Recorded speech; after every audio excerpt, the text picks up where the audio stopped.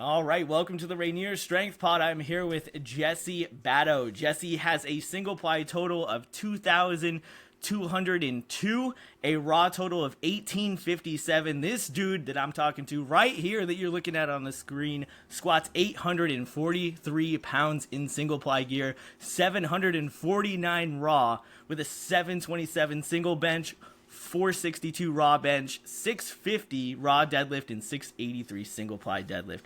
Jessie is an absolute animal, only 25 years old, competing both in raw and single ply at an elite level. Jessie, how are you doing, bro? Dude, I'm good, man. Super stoked to be with you today, and yeah, man, feeling great. Got nationals coming up, so we're rocking with that. So things are going well. Right on, dude. Yeah, it looks like your most recent international meet was 2025. It was China, the World Games. That's a big deal, dude. That's a huge deal. So tell me about that, how the prep was for World Games, the travel, the competition itself. Let's go through that, man. Yeah, man. So this one was a big step because um you know I went to equip Bench Worlds in Norway, and that was kind of more like a family trip. My wife and her parents came out, and that was a little more of like less stressful. But this one, man, this was like a huge step. I mean, financially, it was a big turnaround for us, and so we had to kind of like pull things together a little bit better and just kind of figure things out a little bit. And I ended up going by myself. So I mean, yeah, yeah. So the big boy trip, it was you know, navigating international airports, having like an 8 hour layover in Hong Kong. Like it was kind of nerve wracking, man. But I mean, the trip, everything went great. There was nothing crazy. I mean, had a little like delays and stuff on the way home, but all in all, getting there and then getting to meet everybody, uh, for the first time, like in person, it was just a great feeling. And of course, competing, man. I mean, it's one of those things that you just wish like everybody can experience in a lifetime. That's super sick, dude. How was the food over there, man? Dude, food was great, man. They made sure we were fed. We had like 3 meals, uh, three prep meals every day. And it was super sweet. I mean, buffet style, big hotel style meals, and I mean it was definitely different. I mean, obviously a different culture of food. They love their duck. I mean, you turn around, they did anything with duck. I mean, had duck like 50 ways over there, but it was great, man. Like, yeah, I was definitely fed. Didn't go hungry. Yeah, dude.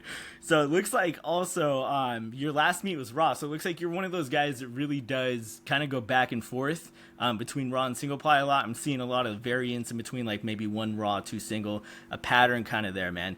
So a lot of guys that do get into the equipment kind of stay in the equipment, but it looks like you're a little bit more versatile than that. Is there a method behind that, or you just love the raw lifting? Is there a reason behind going back to raw? Uh, I definitely believe, there is, there's a correspondence with both.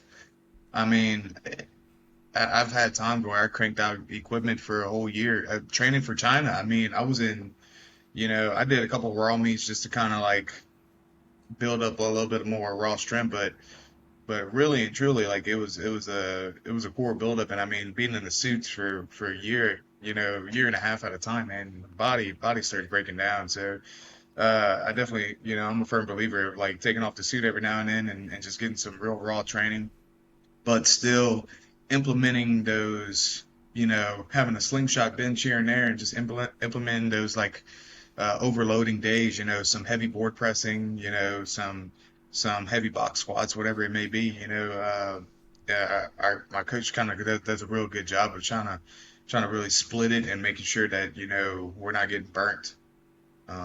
So that's really the idea behind it is just to make sure that we can, because I mean, easily enough, I mean, equip lifting, you can freaking fall into a wormhole of injuries, so that's really just the idea, is just being able to play the long game, you know. Yeah. And it looks like your first meet in 2018 was in the equipment. So you're someone that actually like jumped into it right away in your first meet, which is usually not how it works. Usually people go raw first and they kind of see, oh, look at this. There's some equipment over here. They kind of get into it. So how did your first meet become single ply? How did you find out about this?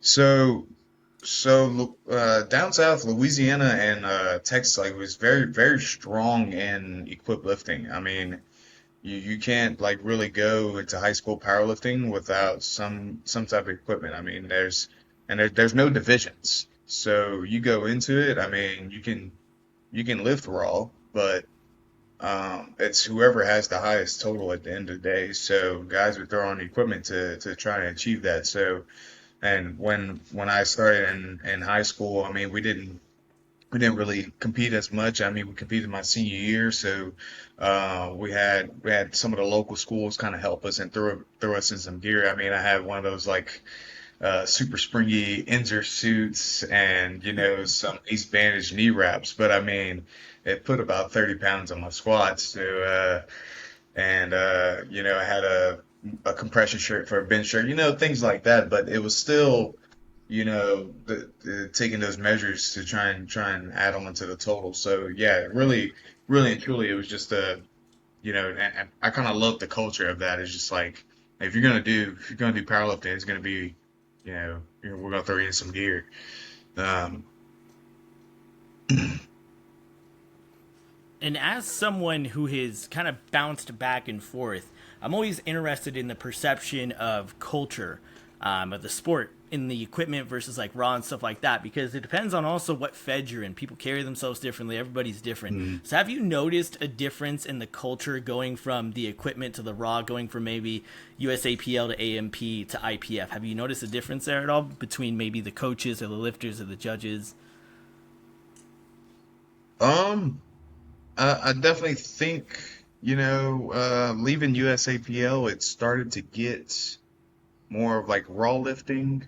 Um, and and that wasn't that, don't get me wrong, that wasn't the reason to leave. I mean, it's definitely just to broad the spectrum of international lifting. But and and I definitely think like that, just like the cultures of between, it's just like finding it's people were trying to find like excuses for equip lifting, or to not do it, and it's just like that's not the thing of it. Like it's a separate category in a sport. I never got the gist of people kind of bashing equip lifting and saying, oh, but you can do it raw. And it's like, yeah, it is great. And some of the higher, the more elite equip lifters are still good raw lifters.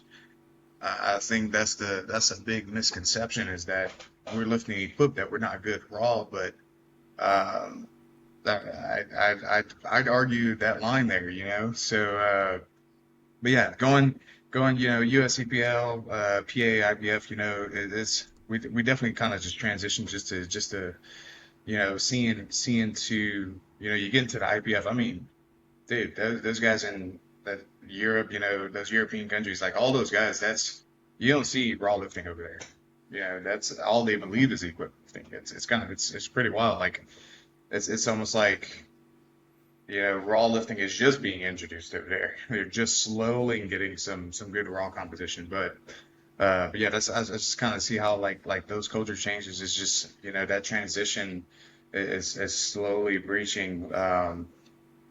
And I don't know, man. It's just, to me, it's just like, I wish we can kind of close the gap between like that, I guess, like raw and equipped hatred, and be more of an understanding, like it's just two sections, two categories. Yeah. And I usually like to equate it as far as I go. Raw lifting is super fun. I've been competing raw for a long time. I did my first single ply meet last December. And for me, it was like raw is like driving a really fast car, right? There's still a lot of adrenaline there. It's very fun. It's very exhilarating, but I like to ride motorcycles. So for me, the equip lifting is more like being on a motorcycle because it's like the imminent danger is right there. Like it's all around you. You have to be really hyper Yeah, vigilant of what's going on.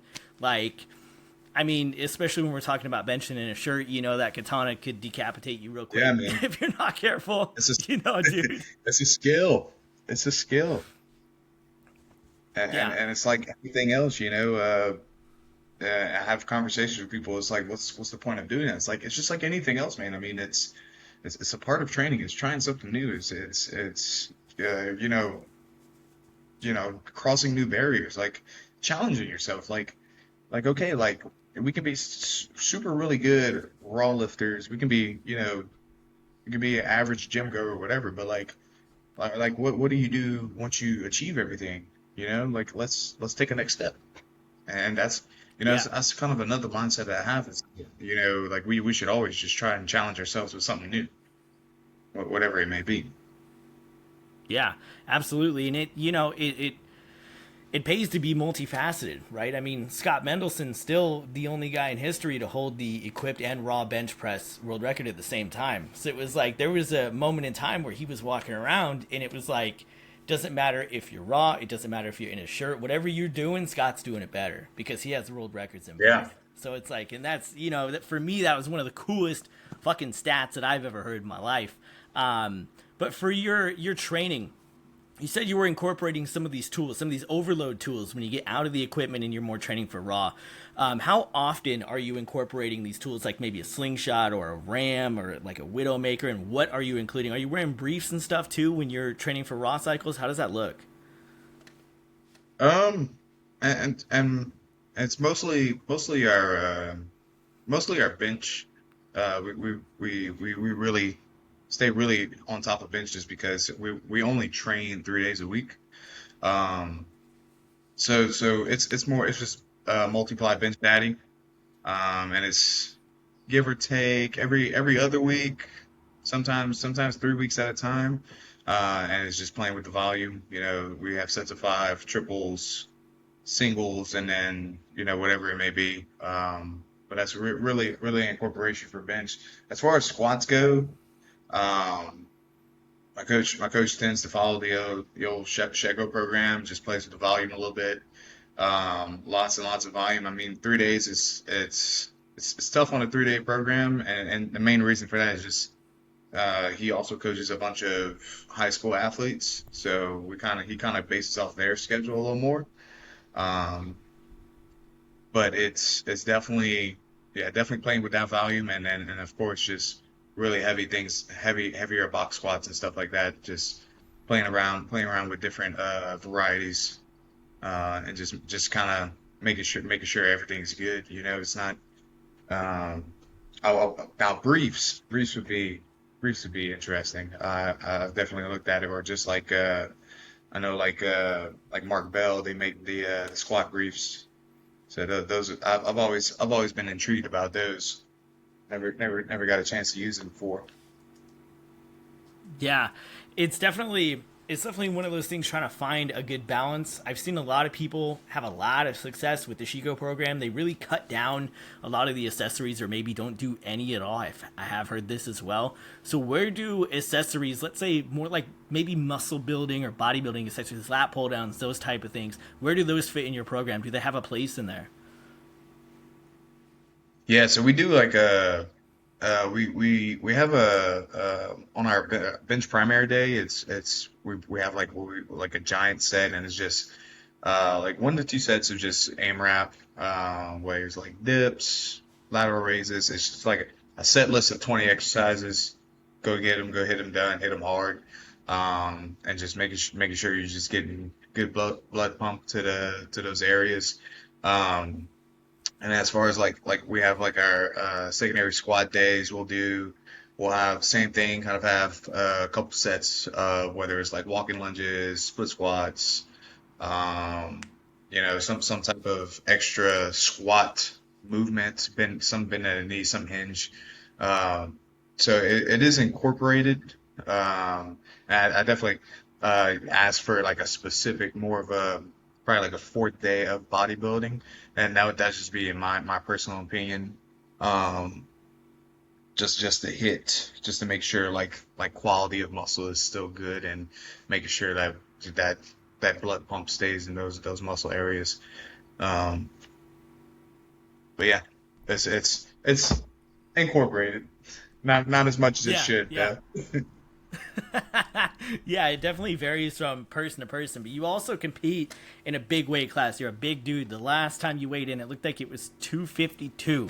So for you, what are you eating to fuel this 252-pound machine? Is nutrition something that you kind of really zone in on? Or because I know you guys have good fucking food down there. I've only been to the South once. I went to Tennessee, and oh my god, man, the food was so much better down there than it is up here, dude. So what are you eating down there, man?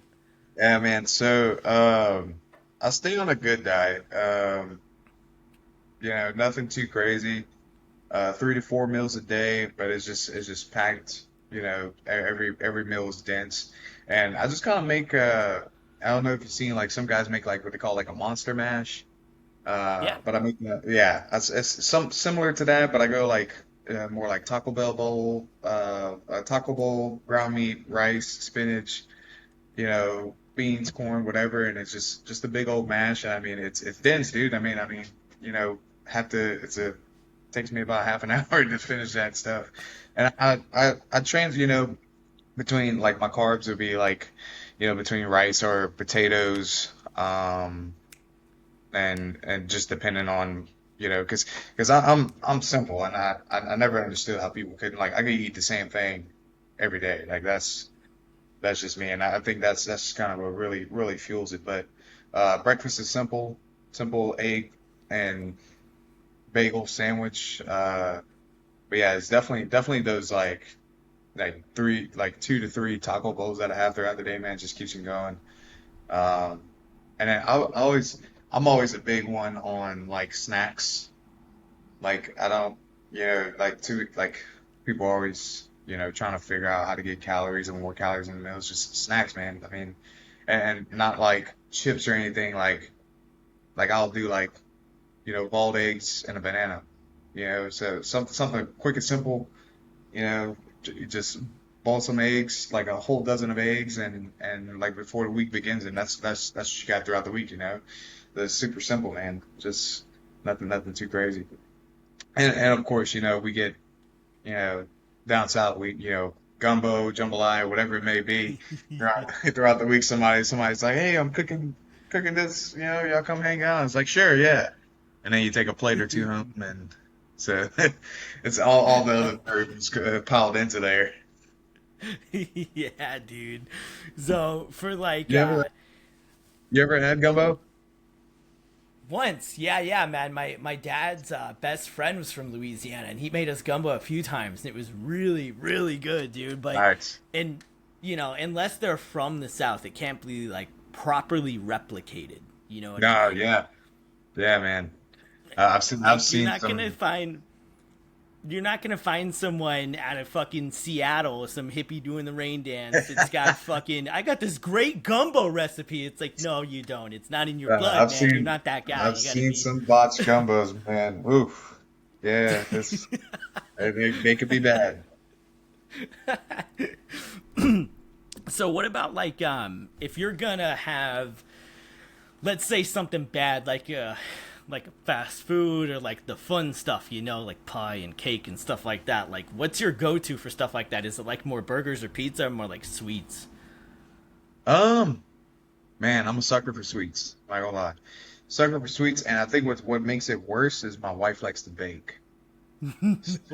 Yeah, yeah. So it's like today, and not only that, but like everybody around us likes to bake. Like all the little church ladies like to bake, man. So like they had one of the groups, they had their bake sale today, and I sit there and it's like, yeah, you take what you want, and it's a donation. I'm like, cool, and I'm bringing like this whole stack of little cake balls and cookies, and I'm like, okay, cool. That's gonna be my pre-workout stack. So definitely sweets. But if it has to be fast food, and it kind of like I'm a personal trainer, so it's like people ask me about fast food, and I'm like, cool. I was like, look, I'm not fussing you for fast food. but there's a way to do fast food. Not too many people think about it. It's like, look, you keep it high in protein, you cut out all the extra crap. Like, fast food could be decent. So, like, if I'm going fast food, like, if we're going Chick-fil-A, whatever, like, I'm cutting out the fries and, like, I'm getting two sandwiches. Like, two sandwiches, both of them, like, two grilled fillets on each, and, like, we're good to go. Yeah, so like super high in protein, minimal fat, low on carbs, like good to go. So I guess it stays pretty clean. Stays pretty clean. Yeah, yeah, yeah. I'm a sucker for sweets too, man. Especially like cherry pie and stuff, dude. It's like it's hard for me to stay away from, man. It's really hard. Then it's in the house, so it's like you gotta eat it. Can't go bad. It's like, man, Yeah, no, yeah. it's hard. You feel bad once you start seeing that little fuzz on it, a little mold on there. Yeah, you feel terrible. Yeah, dude, it's like I can't even go bad, man. But speaking of like that kind of pre-workout window there, a lot of people, pre-workouts back in the day, man. God, I sound old, but back in the day, I remember like 2011, around then, I was just a wee lad, man, working at GNC. That's when like the Jacked was really big, and it had like the DMAA and all that kind of stuff, all those crazy pre-workouts. I think that the craze has came down a little bit. But are you using anything pre-workout as far as like stimulants, energy drinks, pre-workout subs, anything like that? Uh, I kind of get a side eye, and I realize not too many people go for the pre-workout anymore. I was always, when I first got in, I was always like a freaking caffeine junkie. But I think it's more of as long as it's just something with a little caffeine and then like a little bit of beta alanine, I think I'm good. Anything like that. I don't go nothing specific. I used to go, I, this was like prime time, like getting ready for collegiate nationals, like one of the biggest competitions of my life here. This was, we would go like, Mother Bucker just came out, uh, and then they had like the Steel Amped as Fuck. I think it was one of those, and it was just like crazy amounts of beta alanine and like 20,000% daily value of B12. So yeah, and it was like warning label type shit. So it was like it was really that was really edgy times, but now it's more or less all right. I could get something a little caffeine and a little bit of alanine for like squats, like heavy squats, or like even in a meet, like I'll take like a scoop first in the meet, and then like throughout the day I can rely on like honey and snacks and stuff like that, man. So yeah, Yeah, I definitely dial it down a little bit. yeah. And speaking of like, just kind of going into these meets, picking these heavy weights, is there any part of you that gets kind of like, I don't want to say scared, but more like reserved or anxious when you're crawling under 843 pounds? Is there any part of you that does have that fear or kind of like reservation at all? Uh, at, at times, yeah, I know, I've kind of always had like this nagging injury that kind of like reoccurs every now and then. It's just like a strained QL and make me walk funny for like a week. So I think that kind of makes me like real reserved, especially like working up to like a big meet. So like working up to nationals, I'm like really hyper focused on like making sure everything is good to go, making sure like I'm taking the time out of the day to stretch, whatever, and just kind of keep up on my rehab. But as far as like in the moment, I mean, it's do or die. Um, I think a lot of people miss out on that, and my passion for sport, I'm gonna hit this and it's gonna go good, and if I don't, then I'm screwed. You know, I think that's kind of like you mentioned earlier, like dude, like that's that feeling, right? Like that's that adrenaline, like that's and it's crazy because not too many people get to experience that. Not too many people will experience that. It's knowing that like, hey, if I'm getting under this, I gotta make this happen. 900 Yeah, pounds is not gonna move if I don't make it move, you know? yeah, And if I don't, I might hurt myself and I might hurt these guys that are spotting me. It could be ugly. yeah. So that's Yeah, it's do or die once you're under that bar, man. Yeah, dude. It's big boy weight, man. It is big boy weight. So some people, everyone's goals are different. Some people, sometimes they have a total goal, squat, deadlift, bench, individualistic kind of goals. What would you say was one of your largest goals in powerlifting so far that you have met, and what's one that you still have to meet that is still on your radar? Um, well, the most recent one was having the highest total in Louisiana. So out of powerlifting and I think it's three lift total. I have the highest total in Louisiana.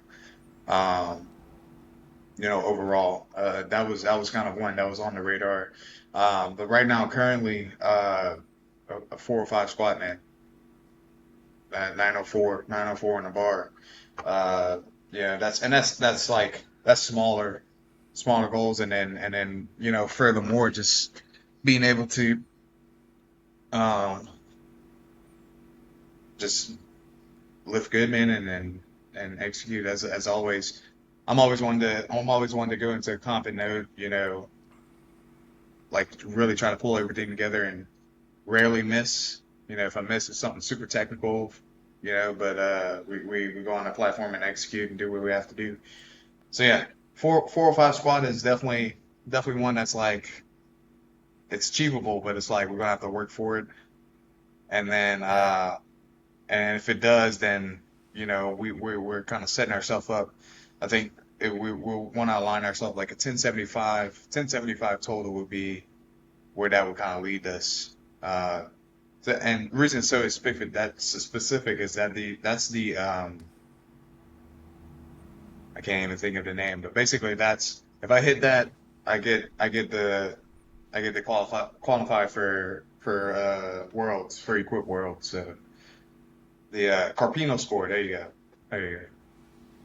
So, Now, where are you? I have to ask this because I have a buddy that you said he lived in Louisiana his whole life. He came up here, and then he moved back to Louisiana after like a year and a half, maybe 2 years. He's in Shreveport, I think. Where are you in Louisiana? I have to ask. so I'm more South Central area, Lafayette. Okay. Uh, Yep. yeah, closer to we're like about an hour and a half from Baton Rouge, 2.5 Yeah. hours to New Orleans. So yeah, and we're really close to the Gulf. So like if I take if I drive south about 20 minutes, I could touch the Gulf. So Oh yeah, yeah. You're right next to Dustin Poirier down there, man. yeah, actually, dude, no, Dustin Poirier lives about 15 minutes from me.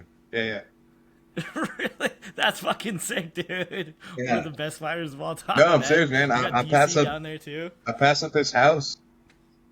I pass up his house every day I go to work. That's super sick, man. Yeah, he seems like a very proud Louisiana guy. Seems like he likes to, give back a lot, put on the map. I love to see stuff like that. So he's a Yeah, fucking dude, sick very guy, one of very the best down to fighters earth, of all man. time. Yeah. One thing I was also interested in, that I'm always interested in, is the drug aspect of the sport, right? So, because you have powerlifting is one of those obscure sports where if you want to take as many drugs as you can, you have an option. You have that option, and there's plenty of platforms there for you to do that. So there's no reason to be a shitbag and try to subvert the system and compete in drug tested when they have the untested. Like there's no reason to do it. So for you, was there a conscious decision that you made? Like, hey, I'm not gonna use PEDs. Was it more so that you're kind of beholden to the IPF? Like, this is where I want to be, and these are the rules I'm gonna have to play by, or was it just like, dude, I'm still getting stronger. I don't need it. Um, I think it's kind of swinging more to those last 2 points. Like this is where I want to be, so this is what we have to do. But also I've always seen my strength kind of increase as we go on, so there was never really a use for 'em.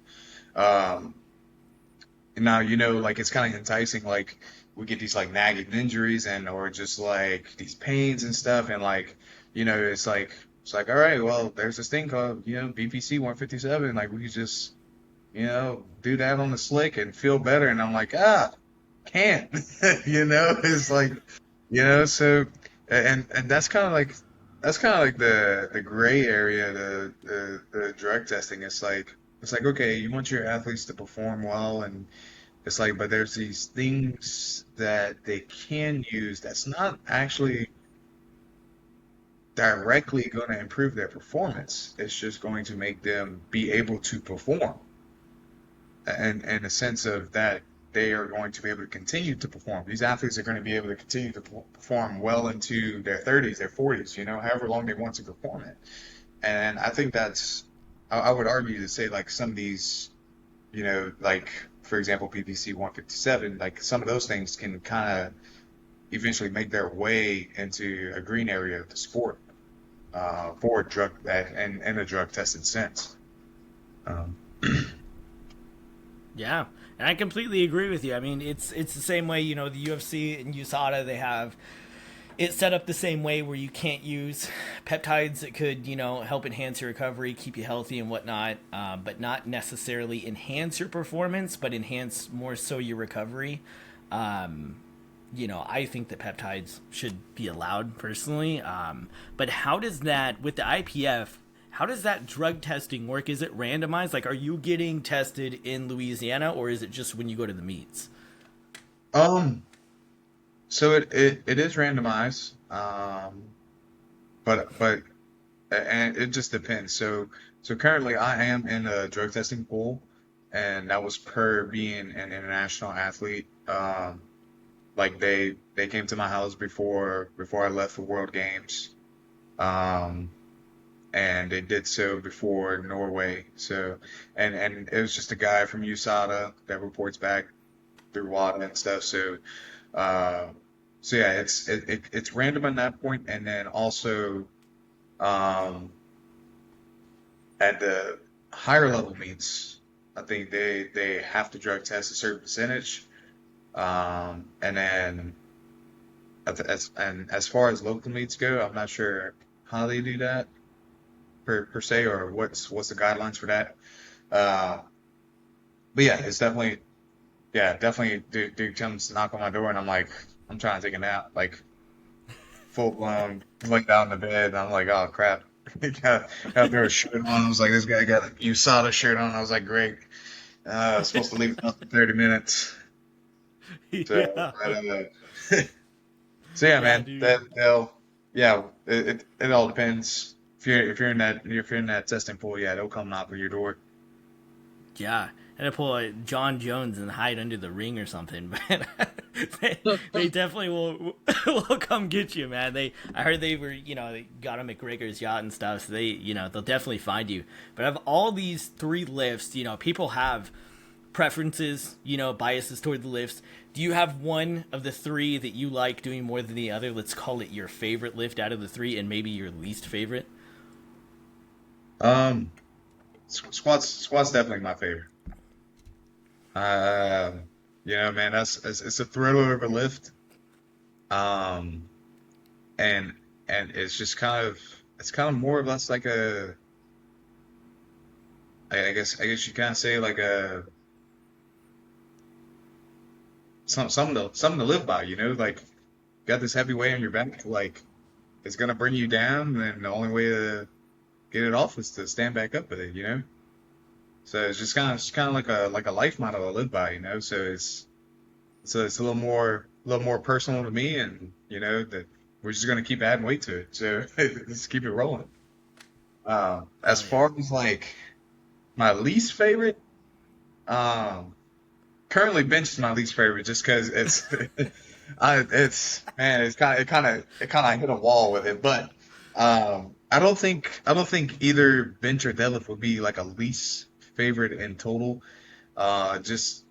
Just because like I'm starting to figure out the lifts a little bit better, and like fine tune things, being in equipment, and just like being able to figure myself out a little more. So, and for the longest, like my deadlift was just crap, and I'm like, it's not. I still consider it crap just because I bench more than my deadlift currently. But I mean, I'm a soup monster when it comes to bench shirts. So Uh, but like if I pull 700, then cool, I pull 700. You know, that's something impressive to me at least. Uh, but like yeah, deadlift for the longest was that one that was just like yeah, this sucks. I'm tired of barely deadlifting 600. You know. Yeah, yeah, You dude. know, it's just, like first time I pulled 600 was my sophomore year in college. It's insane. Yeah, dude, and I mean, obviously you get the least amount of support from the deadlift suit because, I mean, obviously, your deadlift is between raw and single 650 to 683, right? So the carryover is not really, it's not super high, right? Bench definitely will obviously have the highest carryover for your bench shirt. What are you using for your bench shirt right now? Uh, so I'm in a Inzer Bolt. So Oh, super crazy collar. Um, looser looser on the arms. A lot of pop off the chest, not so much in the tricep. So you kind of have to like tweak it, you know, just sew up, trim it up a little bit. But yeah, I found, and 'cause I was in a low cut super katana as well. Um, and Austin Brown, not sure if you know, but Austin Brown's a guy from Georgia. He freaking swears by the intervals, and I mean, when he approached me about it, it was just like, you need to get in the bolt. I was like, what's so special about it? He was like, well, I'm 230 and I bench 40 you. I was like, damn. I was like, yeah. So I was like, well, fair play. And then I ended up putting a bolt on and bench more than him. So yeah, yeah. now So he's that sitting over was. there like, fuck.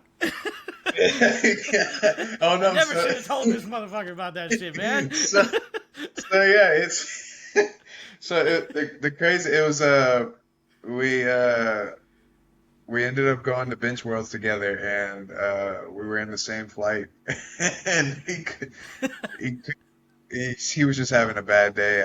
I think he ended up bombing out. It was crazy and I ended up freaking PR and my team I benched 330 single lift and yeah we talked after he's like you motherfucker you fucking bitch what is It's like Yeah, I gave crazy, you the that fucking damn monster, shirt. man. It was like I made you. I gave you that shirt. I was like, Give me that damn medal. So what about? So that's an interesting case because I try to watch a decent amount of powerlifting, but I will say I do have a bias toward the IPF single ply stuff, right? yeah, Like I didn't. I mean, I saw stuff from the most recent Sheffield, but I didn't actually sit down and watch it. If I'm actually sitting down and watching something on the TV, it's gonna be it's always the IPF single ply stuff. It's what I enjoy the most. But the Inzer Bolt is an interesting case because I remember watching and it was just like katana, katana, katana, katana, and I would see like one person in an Inzer shirt, and I'd be like, "Oh shit, look at that guy! He has a fucking Inzer shirt on." Because usually it's just the multiply stuff is where you see all Mhm. the Inzer equipment. So are you wearing Inzer's squat suit and deadlift suit as well? No, I'm in Titan. So I Super Centurion, Titan, and Velocity deadlift suit. Um, I found like I'm you know as far as like single ply Inzer goes, I mean hardcore is just like super springy deadlift suit. So nothing really going on there, and they're mostly like sumo stance. I never seen like a real conventional stance one. And then a TRX. I wouldn't think I get any type of carryover. I've always seen like super heavies get big. Like I mean, Joe Cap was in a TRX for forever, you know, and you know that worked for him. But yeah, as far as that, I like I prefer the Super Centurion, and it's mainly more of the stitching style and the compression, you know, the super aggressive. It's kind of the same thing as the bolt. I mean, the bolt is I find it's a little more aggressive on the collar than super katana would be. Uh, and so it's just being a little more aggressive in the lift with that kind of helps with the carryover. Yeah. And Titan makes great gear, man. They make a lot of Yeah. good stuff, dude. That's why a lot of people wear their stuff.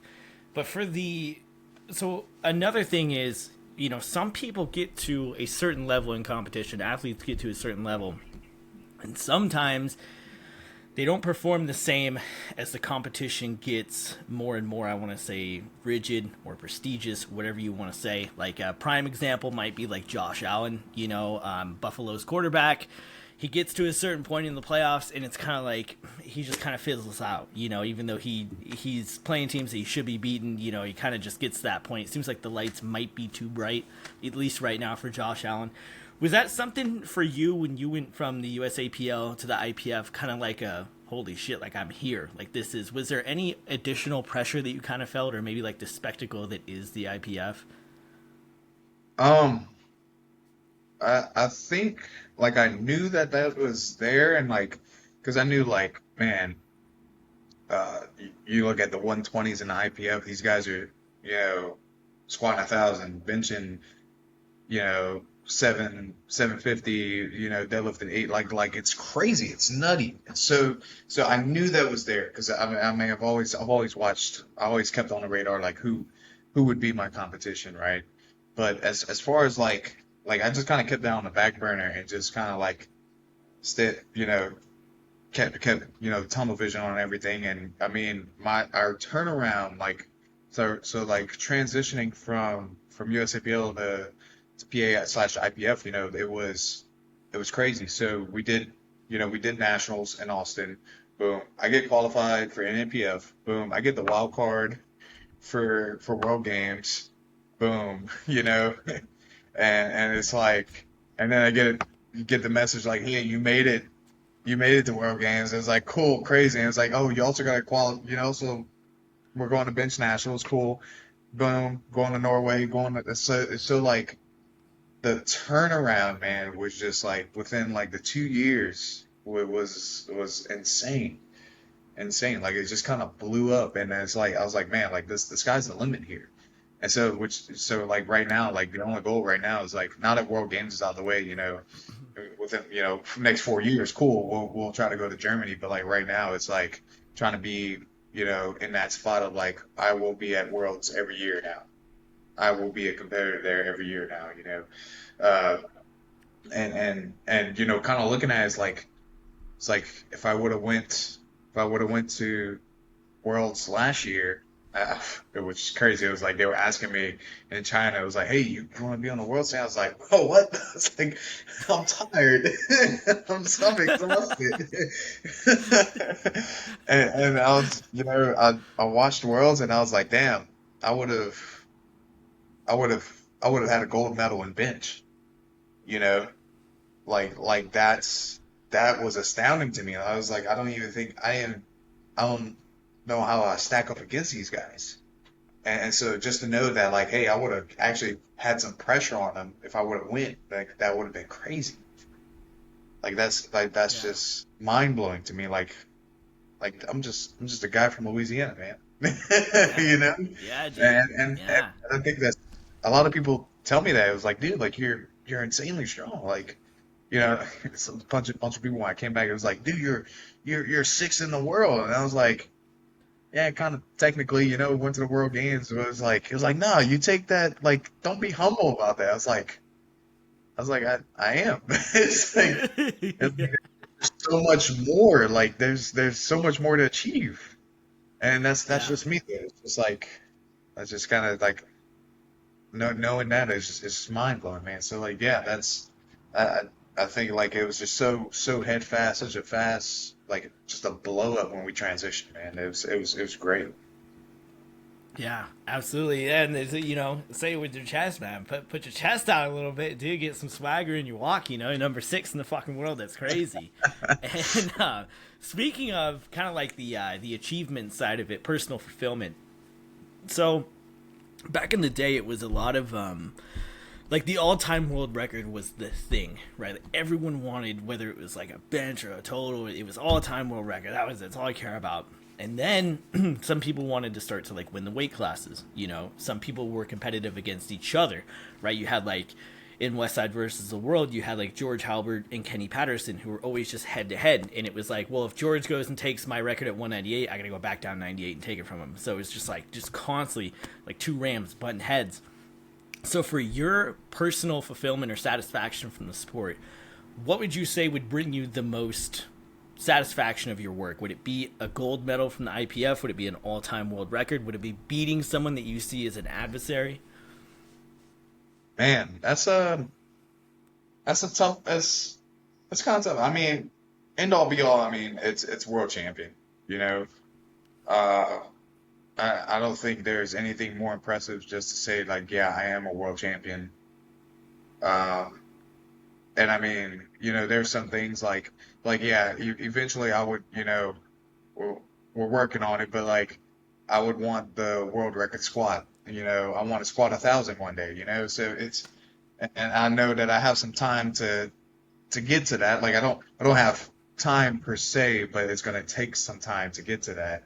And that's kind of one of the things that's like, yeah, we're gonna get to that eventually. But as for now, it's like competition between like whoever like it's tough because like going to nationals, I mean, we have like 5 120s equipped, so that's the tough part, especially like PA starting off like it's still fresh and people are slowly transitioning, but if they're transitioning, it's raw, and they're just trying to get to that international stage, and so it's tough to say like, and have a couple guys that are like, yeah, let's got one guy, training partner, but he's also a raw lifter, so it's like, all right, we're gonna throw some knee wraps on you or something like strong guy, like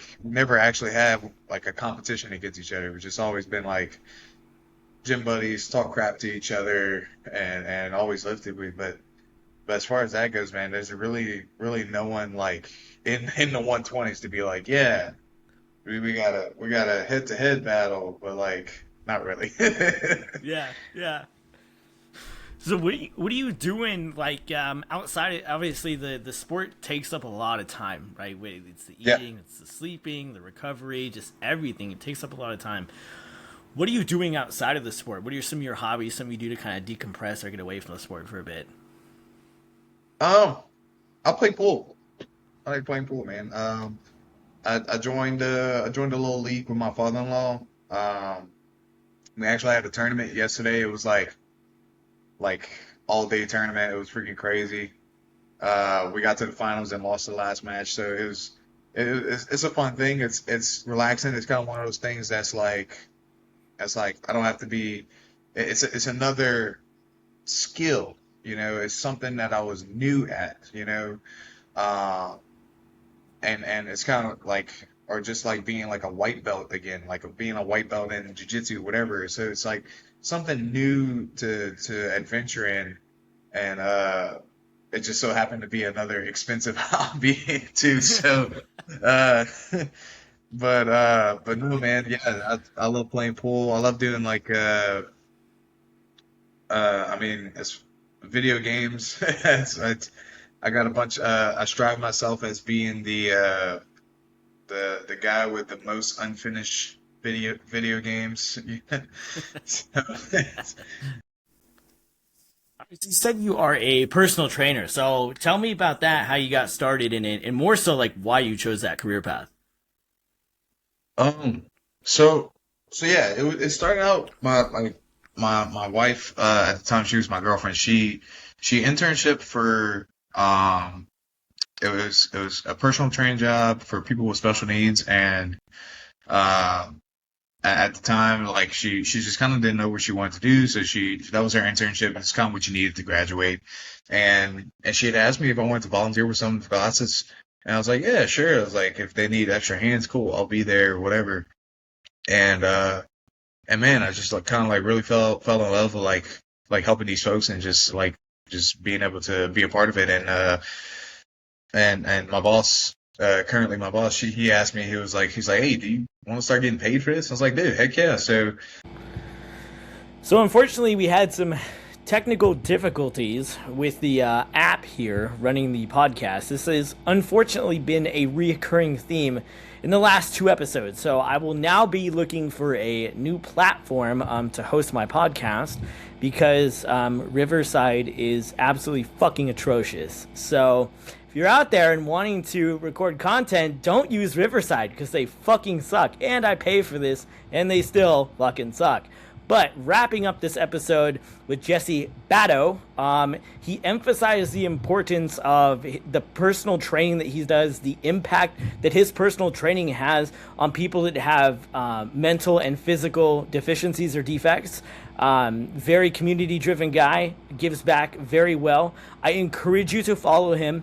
His Instagram is JB underscore 120 kg. That is JB underscore 120 kg on Instagram. Be sure to follow him. He doesn't post a lot, but when he does, it's always a banger. The dude is strong as hell. And Jesse, if you are listening to this, I appreciate you and every single person out there that has stopped by to listen to the podcast.